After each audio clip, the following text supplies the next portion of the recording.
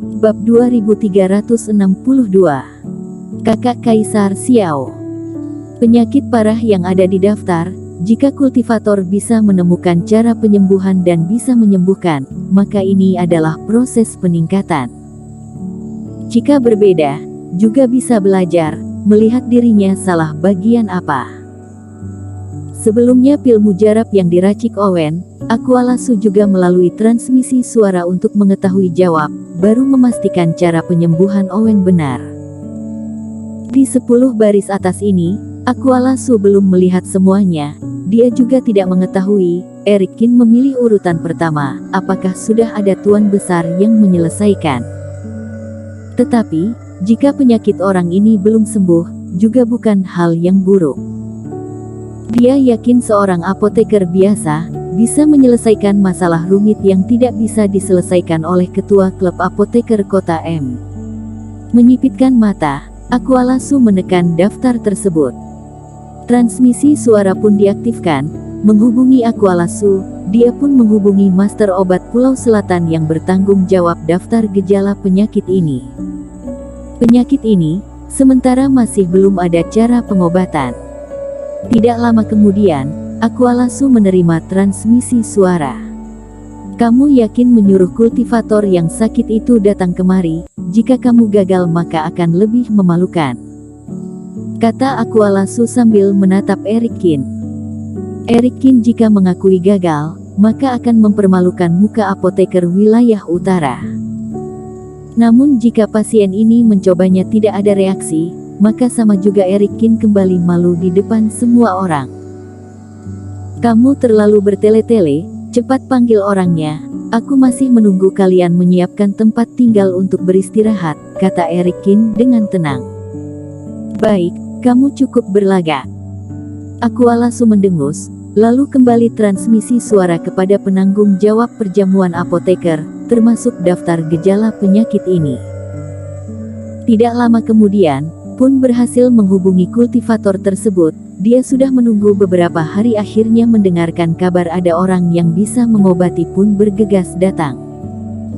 Melihat masalah ini sudah sampai tahap seperti ini, kultivator yang berkumpul pun semakin banyak. Daripada melihat cara pengobatan di daftar tersebut, lebih enak langsung melihat pengobatan langsung.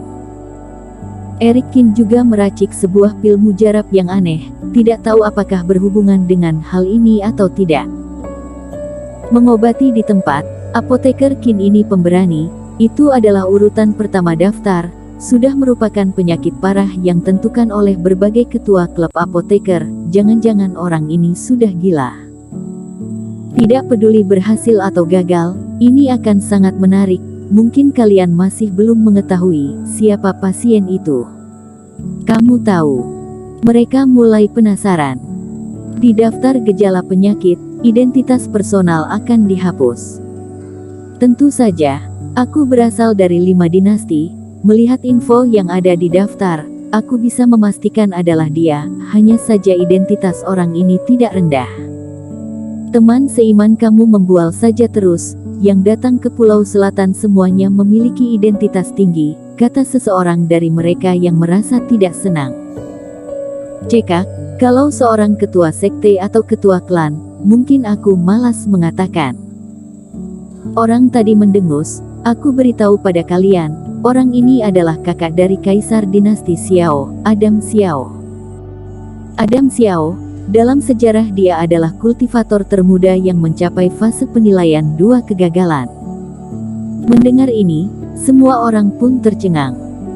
Pembinaan kultivator sangatlah susah dan berbahaya.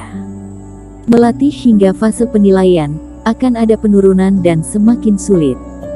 Biasanya rintangan di satu penurunan sudah akan membunuh berapa banyak master dan jenius.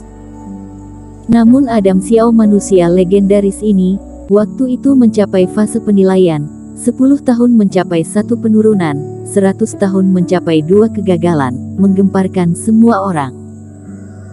Bahkan banyak sekte agung yang ingin menarik dia sebagai murid, atau diangkat langsung menjadi murid utama penatua tertinggi. Alhasil semuanya ditolak mentah-mentah oleh Adam Xiao. Hanya saja setelah itu, Sekitar 300 tahun, Adam Xiao ini seperti menghilang dari dunia ini, tidak ada informasi tentang dirinya. Teman seiman, kamu mengatakan Adam Xiao adalah orang yang haus darah dan menggila itu. Semua orang pun kaget.